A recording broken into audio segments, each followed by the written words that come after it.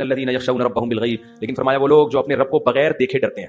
Atheist کا سب سے بڑا اعتراض یہ ہوتا ہے کہ خدا نظر کیوں نہیں آتا، وہ آ کے بتاتا کیوں نہیں ہے کہ میں ہوں، وہ خاموش کیوں بیٹھا ہے. وہ خاموش نہیں بیٹھا، وہ خاموش بیٹھا ہوتا تو اتنی باتیں بولو نہ کر رہا ہوتا.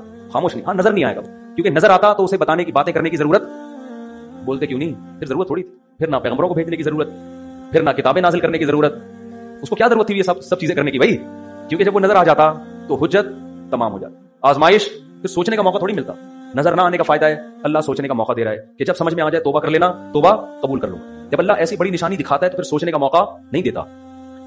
دیکھو قوم سمود حضرت صالح علیہ السلام سے کہتی تھی کہ آپ بڑی نشانی دکھاؤ، معجزہ.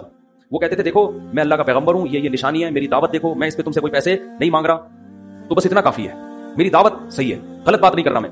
کہہ رہے نہیں آپ کو اللہ نے بھیجا ہے، کوئی نشانی دکھاؤ. تو انہوں نے کہا دیکھو جب اللہ نشانی دکھائے گا نا تو تمہیں مہلت نہیں دے گا، اور پھر اس نشانی کے آداب بھی بہت ہوں گے. انہوں نے کہا نہیں نشانی. انہوں نے کہا اچھا کیا نشانی؟ اب دیکھو کیسے عجیب سا مطالبہ کیا بیہودہ، اس پہاڑی سے اونٹنی نکال دو. بھائی جو منہ میں آیا بک دیا. عجیب سی بات ہے نا کہ پہاڑی سے کیا نکالو، اونٹنی. ان کا خیال تھا تو ممکن ہی نہیں ہے. پیغمبر نے اللہ سے کہا اللہ اس پہاڑی سے کیا نکال دے، بیہودہ اعتراض ہے، بیہودہ بات ہے، نکال دے. اللہ نے کہا ٹھیک ہے نکال دیتا ہوں میں. لیکن جب یہ اتنی بڑی نشانی دیکھیں گے نا پہاڑی سے اونٹنی کی، تو پھر اس اونٹنی کے آداب بہت ہوں گے.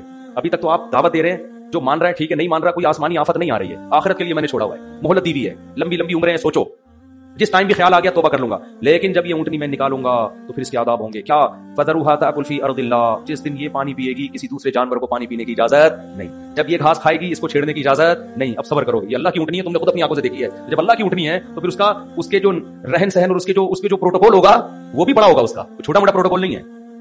اب کیا ہے وہ اونٹنی اتنا پانی پی لیتی تھی، ان کے جانوروں کے لیے پانی نہیں بچتا تھا. انہوں نے کہا یار یہ نئی ٹینشن. تو اللہ جب بڑی نشانی دکھاتا ہے نا تو پھر یہ چیزیں بھی ساتھ میں آتی ہیں. بڑی نشانی دکھاتا ہے تو ان لوگوں نے، شرارتی لوگوں نے کیا کہا بھائی اس اونٹنی کو قتل کرو، اس کی وجہ سے ہمارے جانور کا نقصان ہو رہا ہے. پیغمبر نے کہہ دیا کہ اس کو کچھ کہا نا تو پھر فوراً عذاب آئے گا.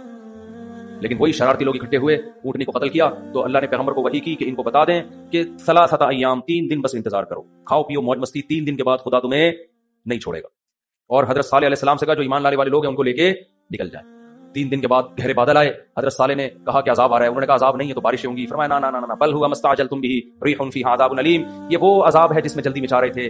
تدمر کل شیء بامر ربھا، قرآن کہتا ہے 7 دن 8 راتیں ایسی ہوا چلی ہے سر جس میں ایک آواز ہوتی ہے نا خطرناک، اور اس ہوا نے ان کو اٹھا کے ایسے، کیونکہ کھجور کے تنوں جیسے تو کمبختوں کے قد تھے، اور کہتے تھے من اشد منا قوہ، ہم سے زیادہ پاورفل کوئی بھی نہیں ہے، سب سے طاقتور ہم ہیں. تو اللہ کہتے ہیں ہوا سے مارا. علماء اس میں حکمت بیان کرتے ہیں، ہوا نے نا اٹھا کے پٹھایا ان کو. علماء کہتے ہیں کسی قوم پہ ایسا ہوا کا عذاب نہیں آیا، پانی سے غرق کیا فرعون کو، کسی قوم پہ پتھر برسے. یہ ہوا کیوں؟ اصل میں ہوا بہت ہلکی چیز ہے اور ان کے دعوے تھے بہت بھاری ہونے کے. تو اللہ نے کہا میں سب سے ہلکی چیز سے تمہیں ماروں گا، میں سب سے ہلکی چیز سے تمہیں پٹھوں گا، میں سب سے ہلکی چیز ہوا ہے. تو ہوا 7 دن 8 راتیں چلی ہے اور ایسے اٹھا کے پٹھایا ان کو. قرآن کہتا ہے کأنہم اعجاز نخل خاویہ، کھجور کے تنے جیسے فصلیں کٹی ہوئی پڑی ہوتی ہے نا، ایسے 7 8 ایک ہفتے کے بعد ان کی یہ حالت تھی. فہل تری لہم من باقیہ، اللہ فرماتے بتاؤ ایک بھی ان میں سے تمہیں زندہ نظر آیا کیا؟ ایسا اللہ نے پٹکایا. تو جب اللہ، یہ جو ایتھیسٹ کہتے ہیں نا اللہ نظر نہیں آتا، بھائی اگر نظر آ گیا نا تو میں اور آپ شاید بچ جائیں، آپ نہیں بچو گے. اللہ بچائے ہمیں اپنی رحمت سے، پھر نہیں بچو گے. علماء نے ایک بڑی نکتے کی بات کی ہے. بنی اسرائیل نے بچڑے کی عبادت کی تھی. حضرت موسیٰ علیہ السلام واپس گئے، بنی اسرائیل نے توبہ استغفار کیا کہ ہم نے غلطی ہو گئی. تو اللہ نے ان کی توبہ کو ایسے ہی قبول نہیں کیا. کہا ٹھیک ہے اصولی طور پر تو سزا ہونی چاہیے، لیکن جہنم میں جانا. لیکن جنہوں نے عبادت کی وہ قتل کیے جائیں گے ان کے ذریعے، جنہوں نے عبادت نہیں کی، جو نہیں کی وہ کرنے والوں کو قتل کریں گے تو تمہارا گناہ معاف. جبکہ اس امت کے لیے کیا اصول ہے؟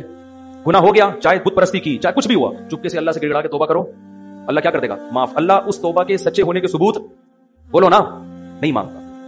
بنی اسرائیل سے مانگا جا رہا ہے ثبوت کہ تم سچے دل سے کر رہے ہو، اگر کر رہے ہو تو اپنے آپ کو قتل کرواؤ پھر مانیں گے. جبکہ اس امت مسلمہ میں کیا ہے؟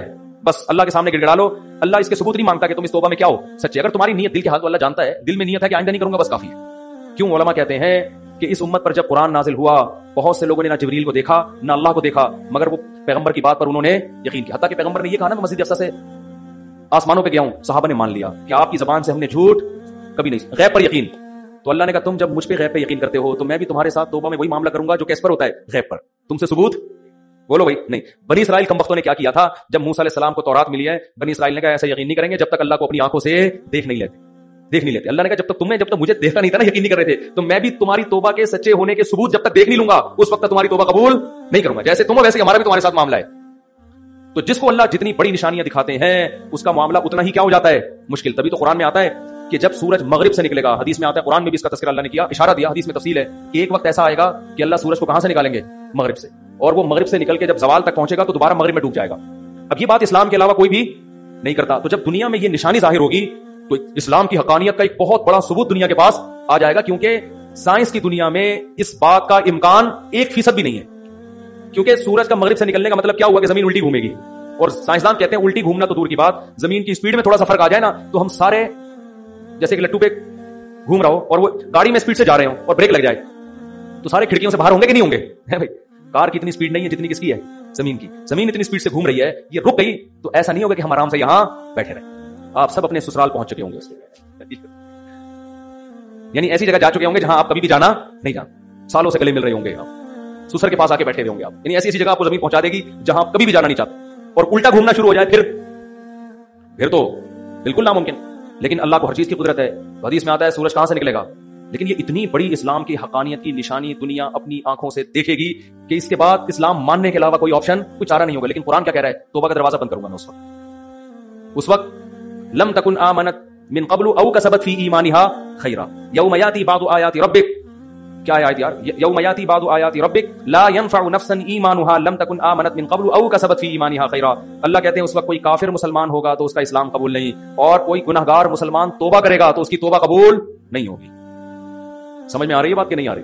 تو اس لیے غیب پہ معاملہ لکھا ہے. یہی دیکھو, اونٹ کو دیکھو, شہد کی مکھی کو دیکھو, سورج کا نکلنا دیکھو, چاند کو دیکھو. للشمس ينبغي لها ان تدرك القمر. اللہ کہتے ہیں ہر ایک کو ایسے دائروں میں تیرا دیا میں نے, نہ چاند سورج سے ٹکراتا ہے اور نہ سورج چاند سے ٹکراتا. کل فی فلک یسبحون. اتنے بڑے بڑے اجرام ایک مخصوص دائروں کے اندر لٹو کی طرح گھوم رہے ہیں. یہ آٹومیٹکلی خود بخود نہیں ہو سکتا. یمسک السماوات والارض ان تزولا. اللہ ہے جس نے آسمانوں اور زمینوں کو تھاما ہوا ہے کہ اپنی جگہ سے ڈاما ڈول نہ ہو جائے. ولئن زالتا, ذرا سا ان کا بیلنس آؤٹ ہوگا. اللہ کہتے ہیں یہ جاپان کے سائنسدان اس کو بیلنس پہ نہیں لے کر آئیں گے. تو کیڑے مکوڑوں کی طرح یہ خلائی سیارے تھے جو تھوڑا سا نیچے سے کس نے چھلانگ لگائی ہے نا, تھوڑا سا نیچے سے. یہ مجھے وہ لطیفہ بچپن کا بہت یاد آتا ہے, تھوڑا سا نیچے. دوبارہ سنا دو, کل سنایا تھا. نئے لوگ بھی آ گئے تو 3 آدمی, ایک امریکی پسی, اس کے بعد بیان ختم ہو رہا ہے نا, نئے لوگ بھی آتے ہیں. ایک بھی نیا ہو نا, ایک بندہ بھی نیا ہو تو یہ لطیفہ اس قابل ہے کہ اس کی رعایت میں اس کو سنایا جائے. ٹھیک ہے, پاکستانیوں کی ریسرچ کا پتہ چلتا ہے.